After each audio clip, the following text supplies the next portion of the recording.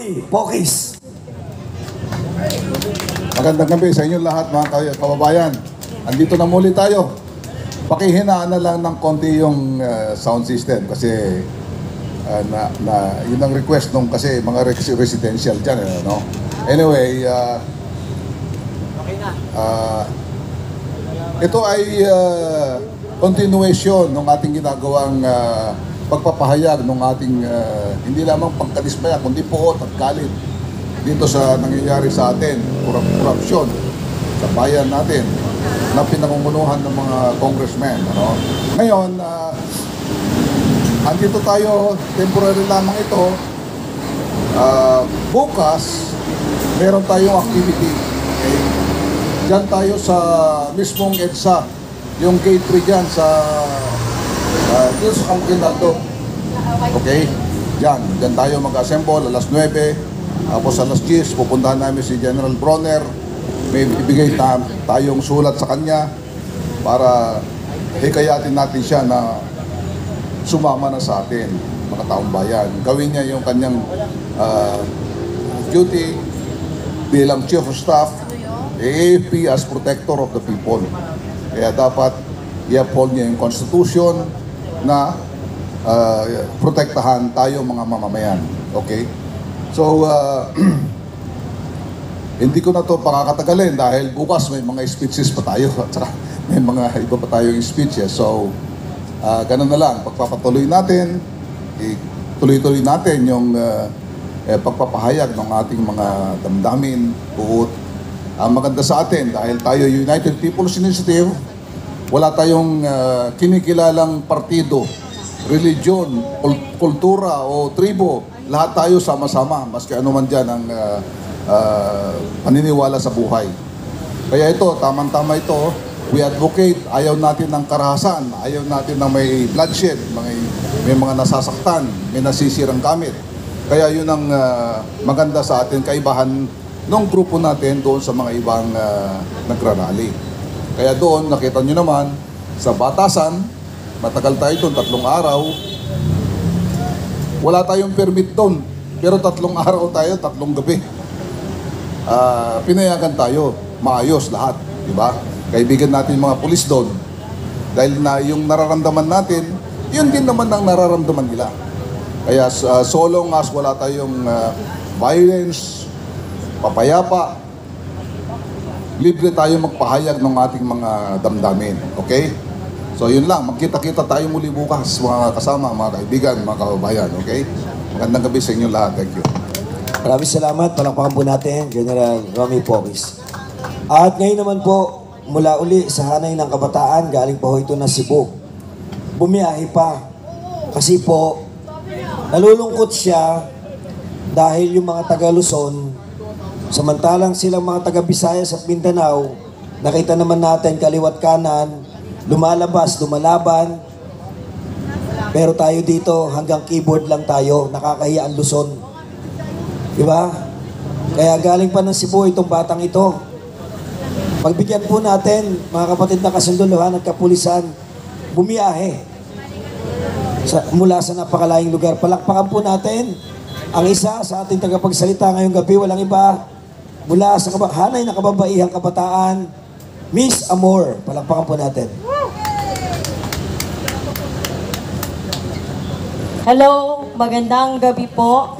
First off, I would like to greet our policemen, our military officers, and especially General Browner.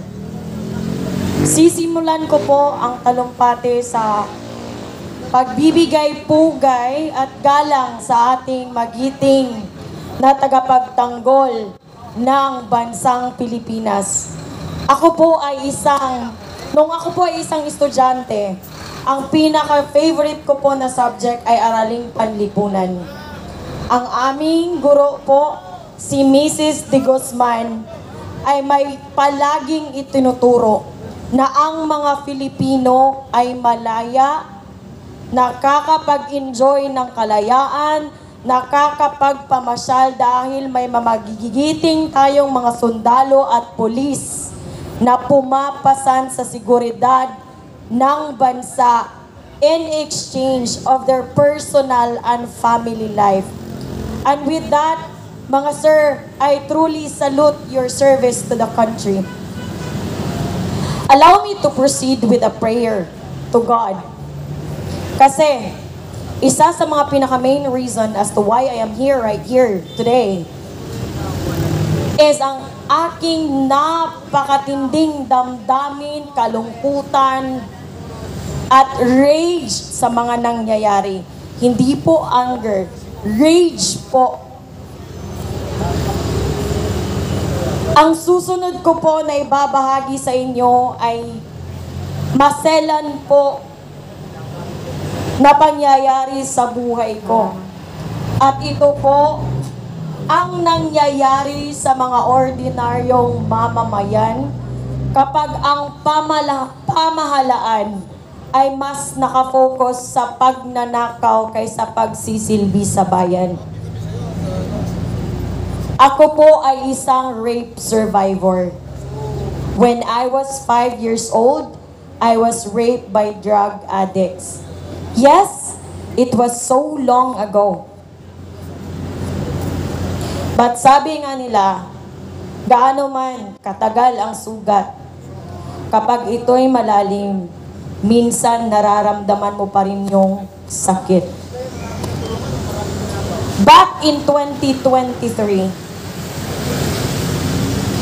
ako po ay na-attempt ng rape under sa administration ni Marcos.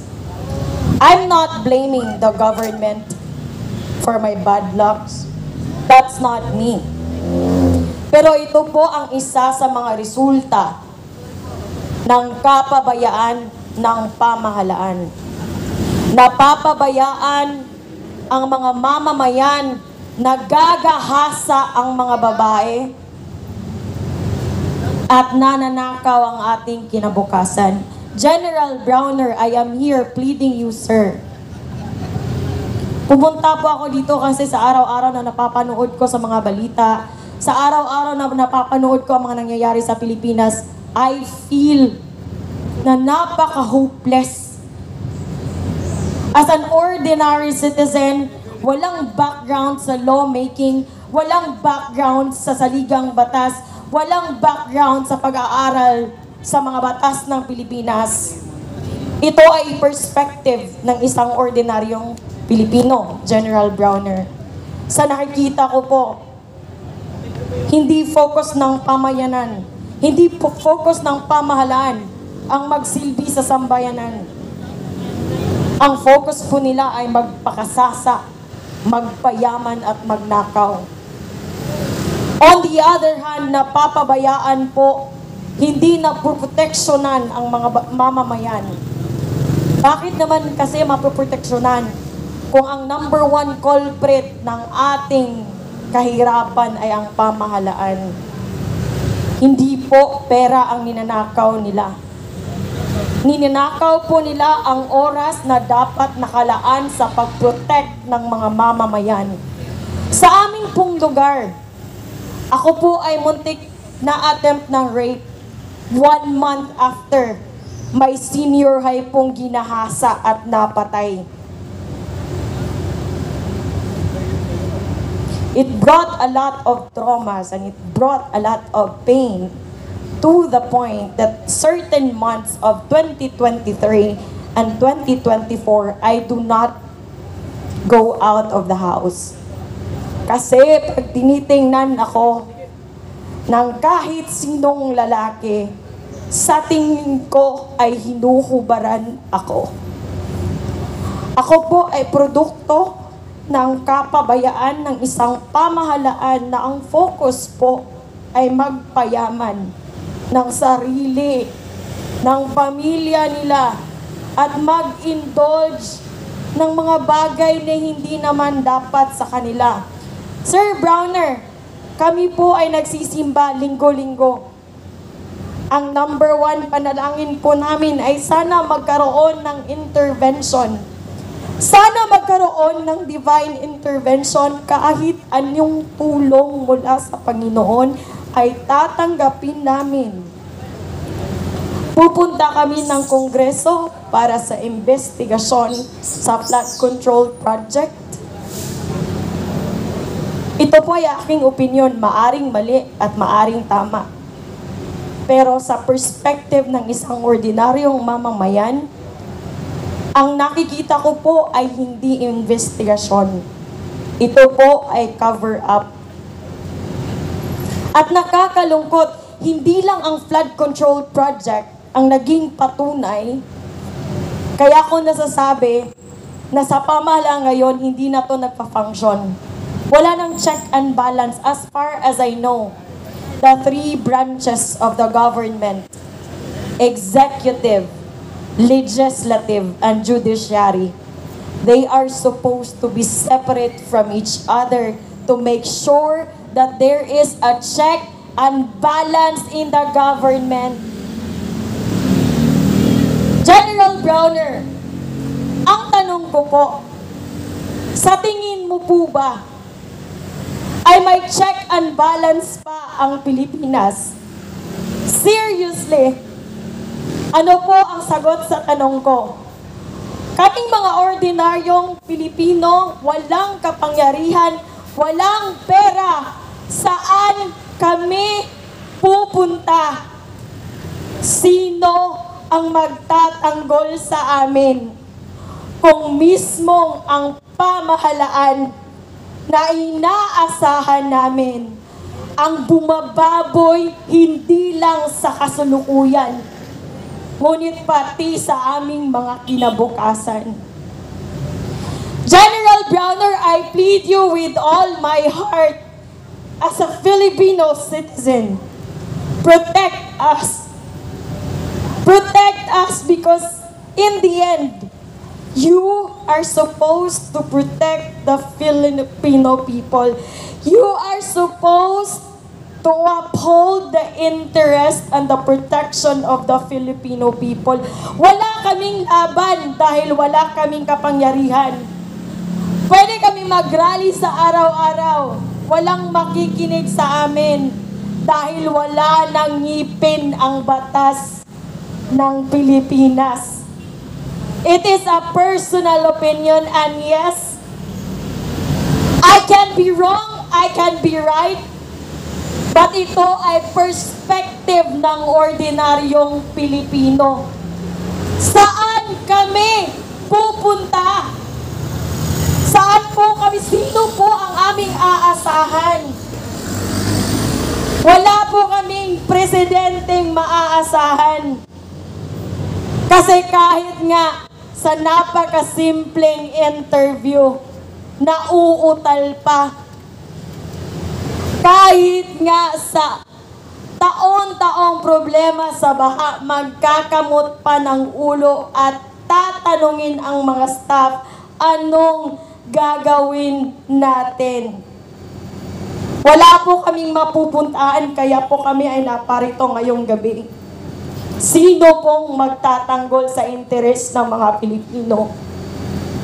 Kayo po ang last card namin, hindi isang politiko. Because you are supposed to protect the interest, the welfare of the Filipino people. Galangin po natin at siguraduhin po natin na may check and balance pa ang Pilipinas, na may rason pa para maniwala kami ulit na ang hustisya sa Pilipinas ay patas. Kung ang kanilang oras na inilalaan sa pagnanakaw ay inilalaan nila sa pagserbisyo sa mga mamamayan, walang mga batang magagahasa, walang mga batang magugutom, at walang mga taong mamamatay sa baha.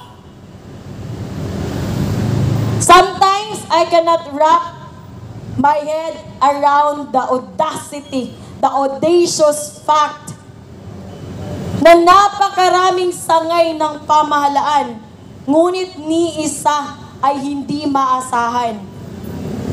General Browner and the Armed Forces of the Philippines, together with the Philippine National Police, you are our last card and we are counting on you to protect the interest of the Filipino people.